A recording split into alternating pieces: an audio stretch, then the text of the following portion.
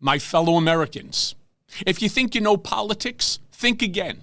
I'm Michael Cohen, and every week on When You Know, we're pulling back the curtain on power, politics, media, and the people making headlines.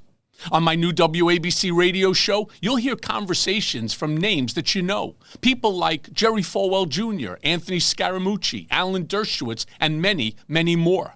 Maybe, just maybe, we'll even hear from the president. No scripts, no spin, just real conversations with people who were in the room where it happened. And trust me, we've got some very big surprises coming.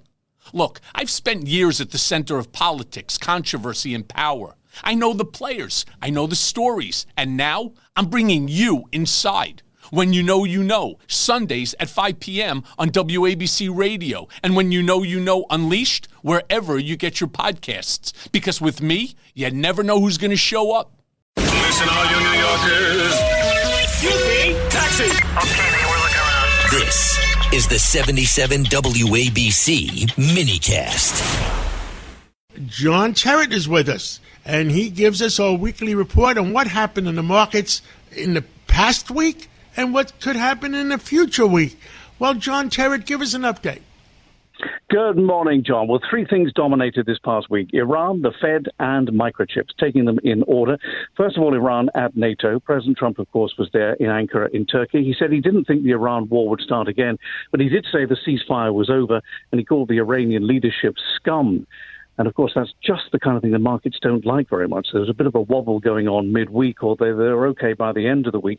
President Trump also giving permission to Ukraine to make their own Patriot missiles and having a go at Spain for their light-touch approach to NATO, suggesting that all U.S. trade with Madrid should be halted. The Spanish Prime Minister pushed back about that quite hard on Thursday.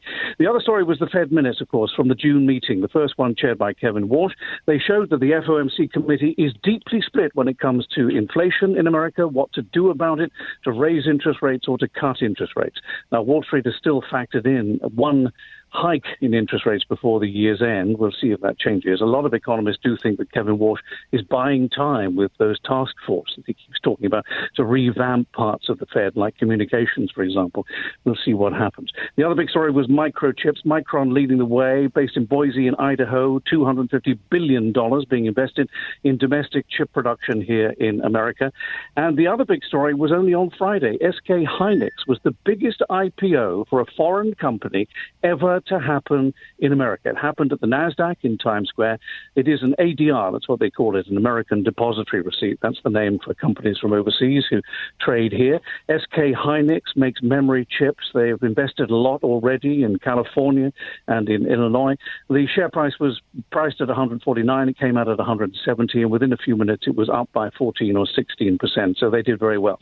The crypto story of the week, listen to this very closely. President Trump is coming under pressure from those on Capitol Hill not to profit anymore from his cryptocurrency investments, like we saw last week when it turns out he made billions in his first full year in office, 2025. This is the Clarity Act, comes to the floor of the Senate one day next week or maybe the week after. The Clarity Act is the act which they've been working on for months and months, designed to make America the center of the cryptocurrency world. And so to the week ahead. Well, second quarter earnings gets underway proper on Tuesday. 5 of the big banks report, and on Thursday we get retail sales, which is part of the inflation story. John.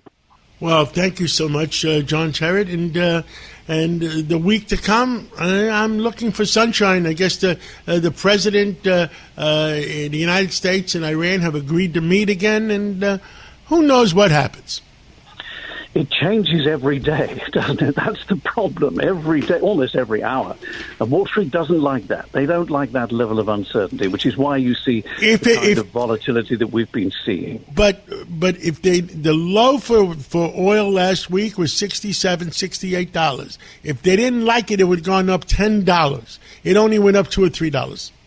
You're right. It was up a bit on Friday. Of course, the people are asking, when are the gas prices going to come back down? That's the thing. That's coming soon. Coming soon. All right, John. Thank you. See you next Sunday. Thank you. Get ready Staten Island. The Ferry Hawks are back at SIUH Community Park July 7th to the 12th for a 6-game series against the High Point Rockers. Tonight, first pitch is at 6:30. It's Thirsty Thursday with $5 Bud and Bud Light Traps. Friday, July 10th, first pitch is at 7 p.m. May the Force be with you on Star Wars Night with post-game kids glow around the bases with special lightsaber training packs. Visit ferryhawks.com now to lock in your seats.